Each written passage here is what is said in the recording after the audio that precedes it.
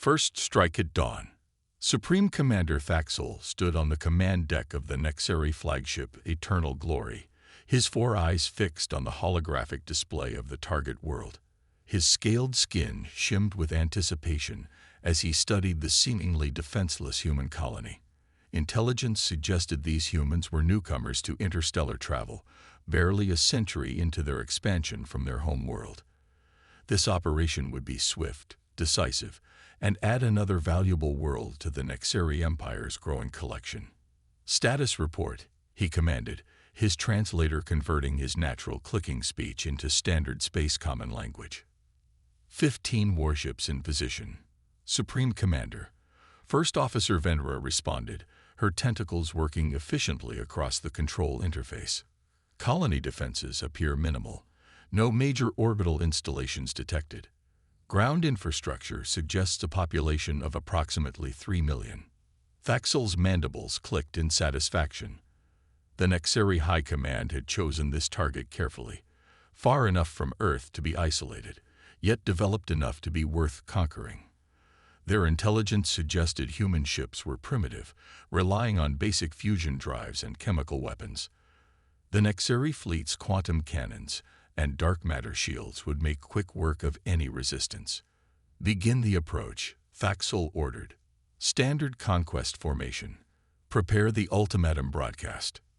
The Nexari warships moved with practiced precision, their sleek, crystalline hulls catching the light of the system's star. Each vessel was a masterpiece of engineering, the product of a civilization that had ruled the stars for millennia. Their weapon systems powered up, creating a beautiful but deadly light show against the void. As the fleet entered high orbit, Thaxel prepared to savor the moment of victory. Then something unexpected appeared on the tactical display. "Supreme Commander." Venra's voice carried an unfamiliar note of alarm. "New contact.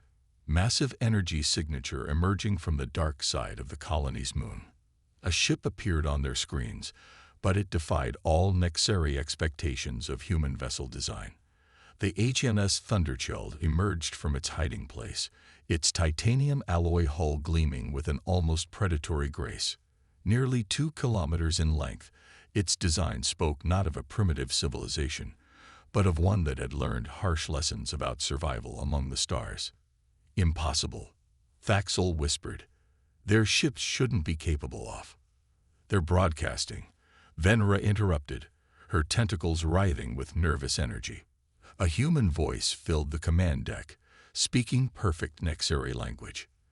"This is Captain Isabella Torres of the HNS Thunderchild. You have entered United Earth space without authorization and assumed attack positions over a civilian colony. You have 30 seconds to power down your weapons and prepare for boarding, or we will respond with appropriate force." Thaxel's pride overwhelmed his caution. "They dare. 1 ship against 15. Launch fighters. Power up main batteries. Show these primitives." The rest of his order died in his throat as the Thunderchild's hull seemed to ripple. Panels slid aside, revealing rows of weapon ports that shouldn't have existed according to their intelligence. The human ship's energy signature suddenly multiplied tenfold. "Multiple targeting locks," Venra shouted, energy readings off the scale. There, the first shot from the Thunderchild's main gun turned the pride of the Nexari fleet, a heavy cruiser, into expanding gas. The weapon's power was beyond anything in Nexari experience, a focused quantum beam that simply ignored their supposedly impenetrable shields. "Evasive action," Thaxel ordered, but the human ship moved with impossible speed for its size. More weapons fired, not the primitive projectiles their intelligence had predicted, but a devastating array of technologies that matched or exceeded Nexari capabilities. Within minutes, 3 more Nexari ships had been reduced to debris. The remaining fleet scattered in panic, their formation broken. The Thunderchild pursued with methodical precision, its targeting systems picking off ships trying to escape with surgical accuracy. "How?" Thaxel demanded as his flagship shuddered under another near miss. "Their technology. They were supposed to be primitives." Message from the human vessel. Venra reported, her voice shaking.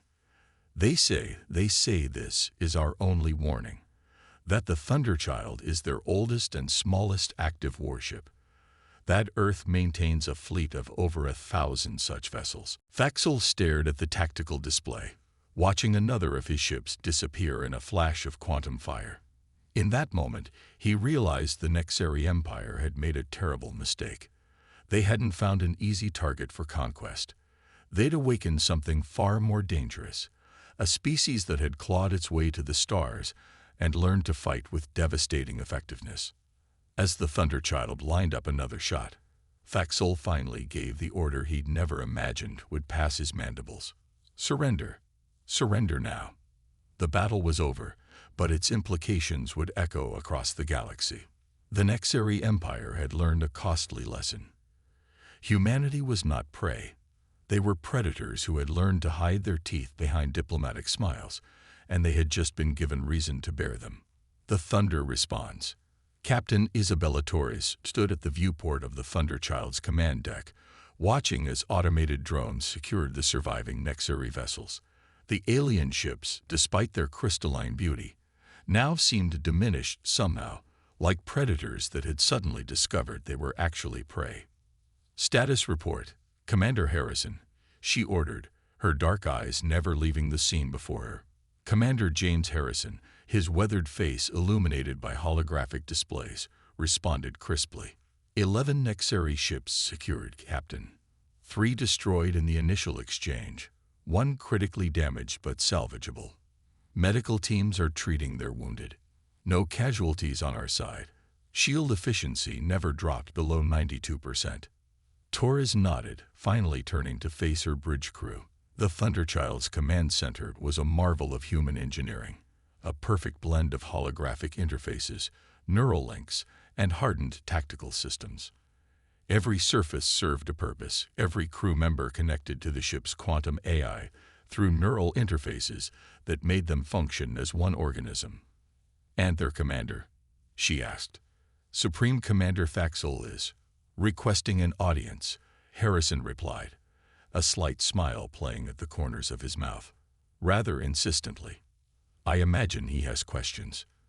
Torres straightened her midnight blue uniform. Have him brought to the diplomatic suite. And contact New Eden Colony. I want Governor Rhodes informed that the situation is contained. As Torres made her way through the ship's corridors, she reflected on the intelligence reports that had preceded this encounter. The Nexari Empire had been expanding aggressively for decades, absorbing smaller civilizations through a combination of military might and diplomatic coercion. They'd clearly expected humanity to be another easy conquest. The diplomatic suite's doors slid open silently. Supreme Commander Faxel waited inside, his 4 eyes blinking rapidly as he processed his surroundings. The room's elegant design, all curved surfaces and comfortable seating adapted for various alien physiologies, seemed to surprise him. Supreme Commander, Torres greeted him in his native language, watching his mandibles click in surprise at her perfect pronunciation.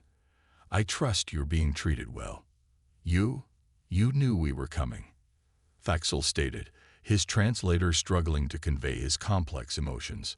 Of course we did. Torres gestured to a seat designed for his species' unique anatomy. We've been tracking your fleet's movements for months. Every conquest, every diplomatic negotiation with smaller species. We wanted to see your tactics, understand your capabilities.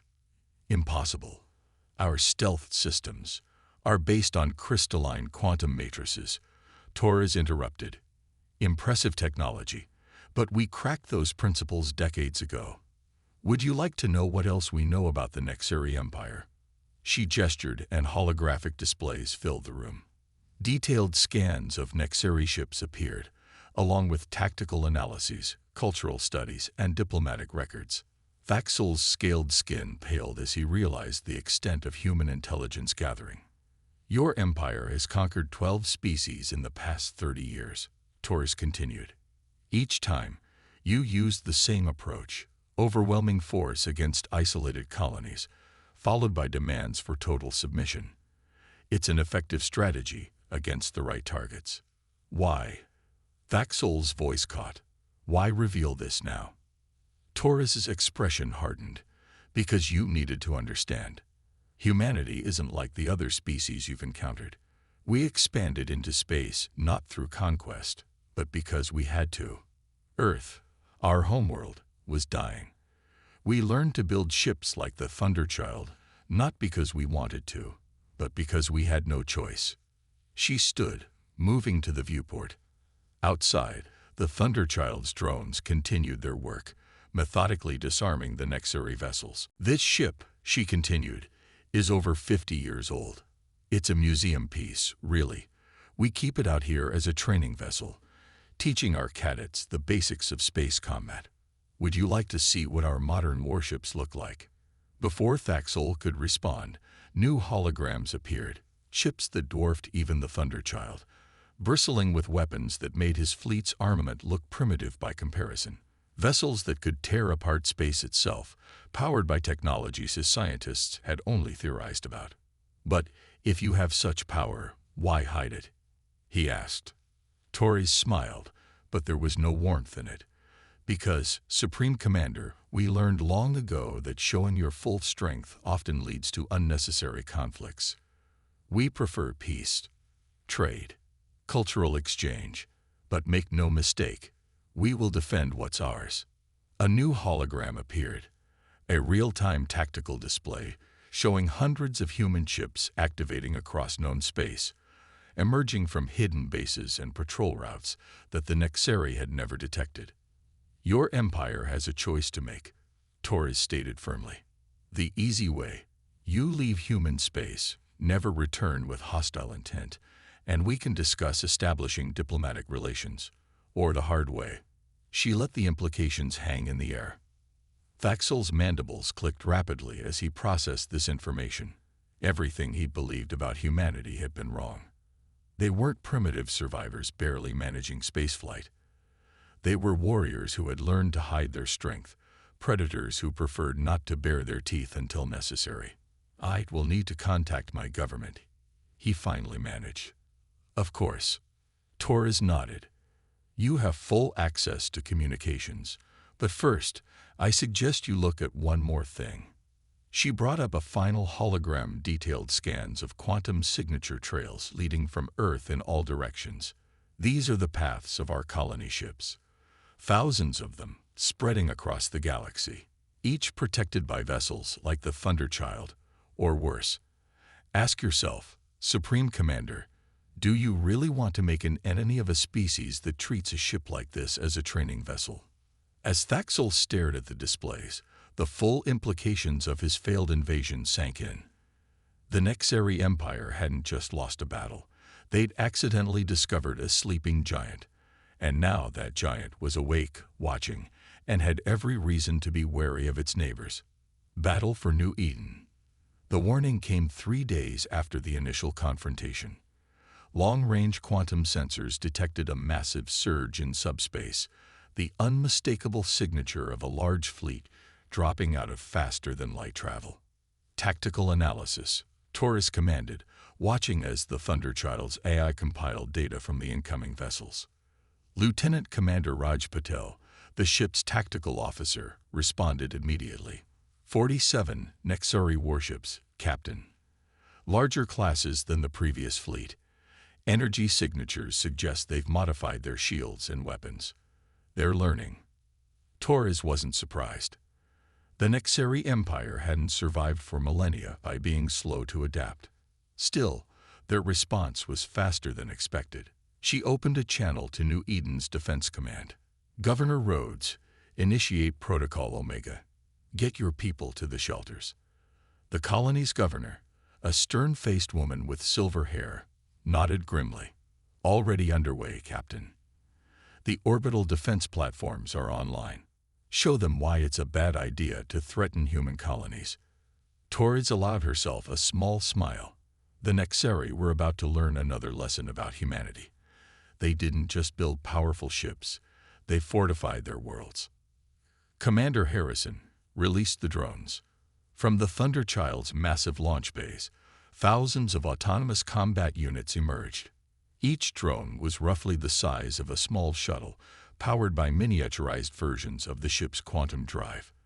They moved with perfect coordination, forming intricate defensive patterns around the colony. "Message from the Nexari fleet," Patil announced. "Admiral Kexri demands our immediate surrender and the release of Supreme Commander Thaxel." "Put him through," Torres ordered, straightening her uniform. The holographic display showed a Nexari officer whose scales bore the deep purple markings of their highest military caste. Captain Torres, Admiral Kexri's translator, conveyed his barely contained rage. "You have 1 hour to surrender your vessel and release our commander, or we will reduce your colony to ash." Torres studied the alien admiral carefully. "You've had 3 days to study the battle records from your first attack, Admiral. Surely you've realized that threatening us is unwise. Your ship is powerful, Captain, but it stands alone. We have brought enough firepower to overwhelm any single vessel, no matter how advanced." "Who said we were alone?" As if on cue, the space around New Eden erupted with activity. The orbital defense platforms that had appeared dormant suddenly came alive, their outer shells splitting open to reveal weapon systems that made the Nexari ship's arms look primitive. From the surface of the colony, massive gun emplacements emerged from hidden bunkers, their barrels longer than some of the attacking ships. "Interesting fact about human colonies, Admiral," Torres continued conversationally. "We learned early on that the galaxy can be unfriendly. Every human settlement, no matter how small, is built as a fortress. New Eden isn't just a colony. It's a defensive hardpoint that could hold off fleets 10 times your size." The Nexari admiral's scales flickered with uncertainty, but he pressed on. "You're bluffing. Our scans showed no such defenses. Because we didn't want you to see them." A new voice interrupted. Governor Rhodes had joined the transmission. "Everything you scanned was a carefully constructed facade. Would you like to see what's really beneath our surface?" The colony's final defenses activated. Massive energy shields shimmed into existence, layers of quantum-hardened barriers that could withstand planet-cracking weapons. Underneath the seemingly peaceful settlement, an arsenal of weaponry waited to be unleashed. "Last chance, Admiral," Torres warned. "Retreat now, and we can avoid unnecessary bloodshed." Kexri's response was to open fire. The Nexari fleet launched a coordinated barrage that would have annihilated most targets. Instead, their weapons splashed harmlessly against New Eden's shields while the Thunderchild's drones began their counterattack. The battle that followed would be studied in military academies across the galaxy for generations. The Nexari fought with all their technological might and millennia of tactical experience, but they were facing an enemy that had turned survival into an art form. The Thunderchild's drones struck with devastating precision, their quantum weapons bypassing the modified Nexari shields as if they weren't there. The colony's defense platforms added their firepower to the mix, creating killing zones that trapped enemy ships in overlapping fields of fire. "Sir," one of Kexri's officers shouted, "we're detecting power spikes from the surface." "There." The officer never finished his sentence. From New Eden's surface, massive particle beams lanced upward, each powerful enough to slice a capital ship in half. The Nexari formation broke, their carefully planned attack dissolving into chaos. "Status report," Torres commanded, watching the battle unfold with calculated calm.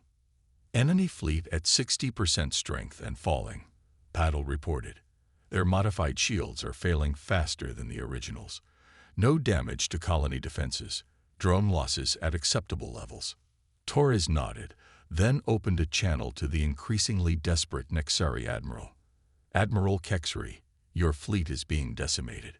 Surrender now, and we will spare your remaining ships." You haven't even moved your ship into the battle."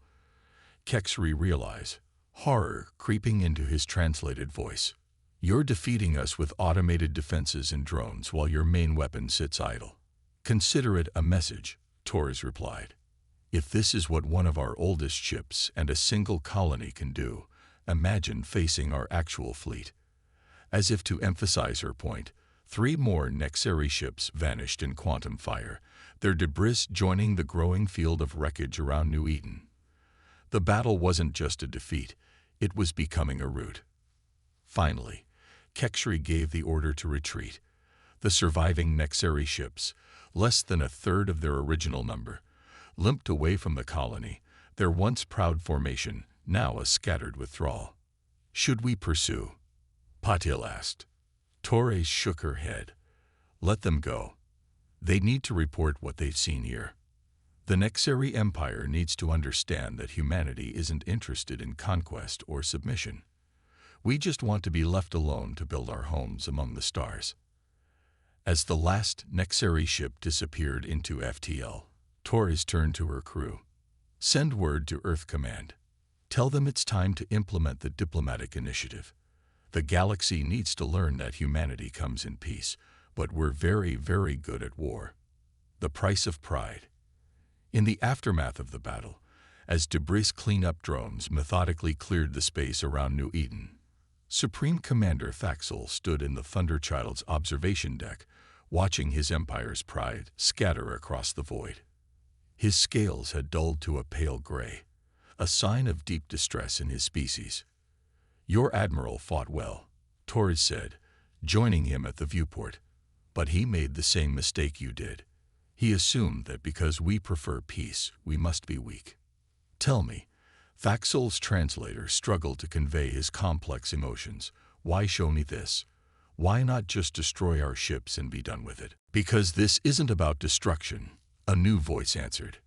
Admiral Marcus Blackwood, commander of Earth's diplomatic fleet, had arrived during the battle but held his forces in reserve.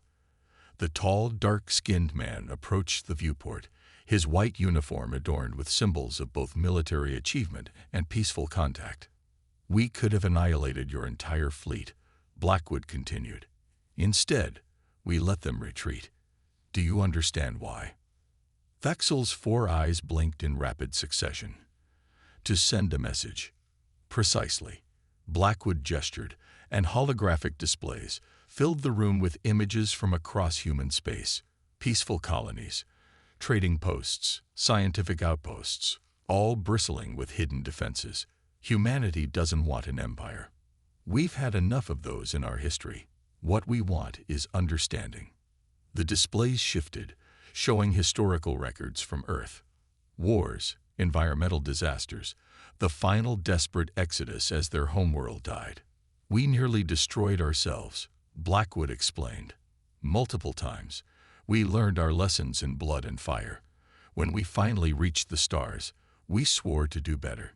Yet you build weapons of such power, Thaxel observed.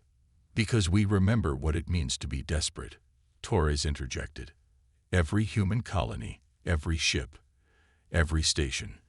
They're all built to survive anything the universe throws at us.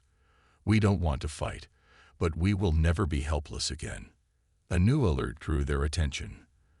The Thunderchild's sensors had detected quantum communications between the retreating Nexari ships and their home territory. Massive fleet movements were being initiated. Ah, Blackwood smiled grimly. Right on schedule. Your empire is mobilizing its main battle fleet, isn't it, Supreme Commander? Thaxel's scales rippled with surprise. How did you? Because it's what we would do, Torres answered. Gather overwhelming force.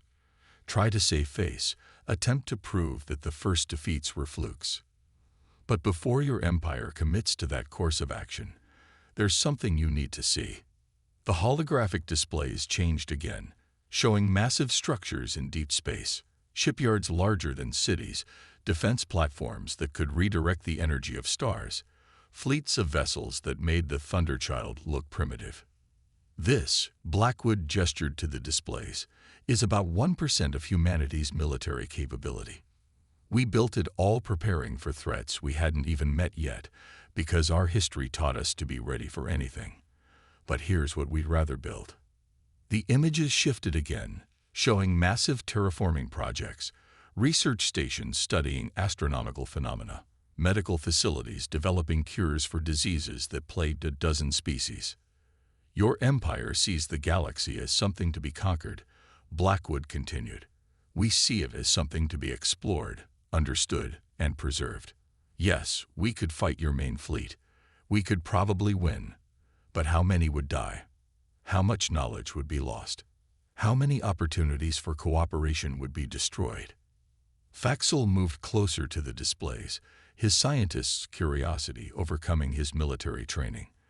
These terraforming techniques, they're beyond anything we've achieved. And these medical facilities could help your people, Torres finished. We've studied your biology. Your species suffers from genetic degradation due to limited diversity in your spacefaring population. We might have solutions. In exchange for what? Faxel asked suspiciously. Peace, Blackwood stated simply. Real peace, not just the absence of war. Trade, cultural exchange, scientific cooperation. We're not interested in conquering the Nexeri Empire. We want to help it grow in new directions. As if to emphasize the point, new alerts sounded. The Nexeri main fleet had begun moving. Over 300 capital ships, gathering for what they hoped would be a decisive battle. You have a choice to make, Supreme Commander, Torres said quietly.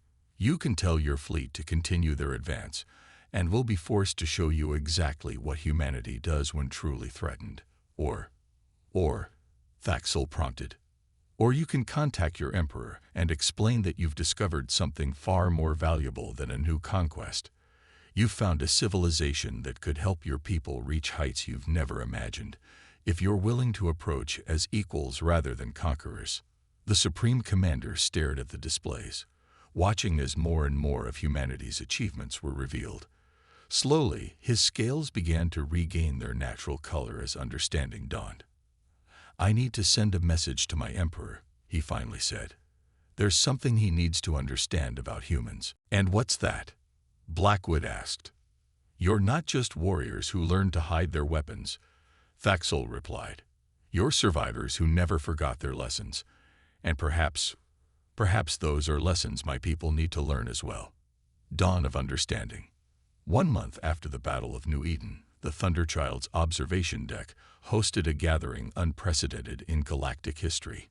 Emperor Vexthor of the Nexeri Empire, his crystalline crown catching starlight, stood face to face with President Diana Martins of the United Earth Government. Around them, diplomats from both civilizations waited anxiously for the moment that would reshape interstellar relations. Your people are not what we expected, Emperor Vexthor admitted, his translator carefully modulating his complex tonal language. For millennia, the Nexeri Empire expanded through strength. We thought we understood power. President Martinez, her weathered face bearing the wisdom of a leader who had guided humanity through numerous crises, smiled diplomatically. Power takes many forms, Your Majesty. The strongest shield isn't always visible, and the most effective weapon isn't always a weapon at all. The observation deck's displays showed multiple scenes playing out across both human and Nexeri space. Joint scientific missions were already underway. Human terraforming experts working alongside Nexeri engineers to restore planets long thought uninhabitable. Medical teams from both species collaborated in vast research facilities, combining human genetic expertise with Nexeri biotechnology. Admiral Blackwood, standing beside Captain Torres, watched as a particularly striking image appeared, a Nexeri battle cruiser being refitted with human quantum shields, while human ships received crystalline sensor upgrades developed by Nexeri scientists. Technology exchange goes both ways, Blackwood commented quietly to Torres. Their crystalline manufacturing techniques could revolutionize our shipbuilding. Assuming they don't try to conquer us again, Torres replied, though there was no real concern in her voice. That would be unwise. Supreme Commander Faxel interjected, joining their conversation. His scales now bore new markings, symbols of diplomatic rather than military rank. My people have spent the past month analyzing the Battle of New Eden. We still haven't identified half the technologies your colony's defenses employed. And you won't, Torres smiled. Just as we're still puzzling over some of your crystalline computing principles. That's the point of collaboration. Neither side needs to reveal everything, but both can benefit from sharing what they choose. The diplomatic proceedings continued as representatives from both civilizations signed various treaties and agreements. Trade routes were established, cultural exchange programs initiated, and joint defense protocols put in place. But perhaps most significantly, both sides agreed to establish a neutral zone along their borders, not as a barrier, but as a space for cooperative ventures. There is one question that still bothers me, Emperor Vexthor said privately to President Martinez as the ceremonies concluded. Your ships, your weapons, they're clearly designed to face threats far greater than anything we presented. What were you preparing for? Martinez's expression grew serious. We learned early in our history that it's not the threats you know that destroy you. It's the ones you never saw coming. Humanity nearly destroyed itself multiple times, and when we finally reached the stars, we swore we'd never be vulnerable again. But surely now, with our alliance, we'll be stronger together, Martinez agreed. But we'll maintain our readiness, not just for ourselves now, but for our allies as well. The galaxy is vast, Your Majesty, and we've only explored a tiny fraction of it. As if to emphasize her point, a new alert caught everyone's attention. The Thunderchild's long-range sensors had detected something unusual, energy signatures unlike anything seen before, far beyond the edges of known space. Captain Torres studied the readings, exchanging glances with Thaxel. Perhaps, she suggested, this would be a good opportunity for our first joint exploration mission. The former Supreme Commander's scales rippled with excitement. A human warship and an Nexeri research vessel, venturing into the unknown together. It would be unprecedented. That, President Martinez said, is precisely the point. Our peoples took different paths to the stars. Yours through conquest, ours through desperate survival. But now we have the chance to forge a new path together. Emperor Vexthor considered this, then nodded decisively. Let it be done. Let the galaxy see what happens when the wisdom of the Nexeri Empire combines with the innovation of humanity. As the diplomats dispersed and preparations began for the joint mission, Captain Torres stood at her familiar viewport. The space around New Eden had been cleared of battle debris, and now ships from both civilizations moved freely through the system, their crews learning to work together. You know, Admiral Blackwood commented, joining her at the window. A century ago, when we first left Earth, most humans thought we'd find nothing but enemies among the stars. Instead, Torres replied, watching as a Nexeri ship practiced formation flying with human vessels, we found something far more valuable. We found mirrors, civilizations that could show us different ways of seeing the universe, and perhaps in showing them our strength, we taught them something about wisdom, Blackwood finished. And ourselves as well. Above them, the stars beckoned, no longer seeming quite so hostile. Humanity had come to the galaxy prepared for war, but hoping for peace. In the end, they had achieved something even more remarkable, understanding. And as the Thunderchild prepared for its next mission, its human crew working alongside their new Nexeri allies, the future seemed brighter than ever before. The legacy of the Battle of New Eden would echo through history not as a story of conflict, but as a testament to the power of turning enemies into allies. Humanity had proved they could defend themselves, but more importantly, they had proved they could forge peace from the ashes of war. And somewhere, in the vast unknown reaches of space, new discoveries awaited. Discoveries that would now be faced not by isolated civilizations, but by allies who had learned to combine their strengths and overcome their fears together. The end.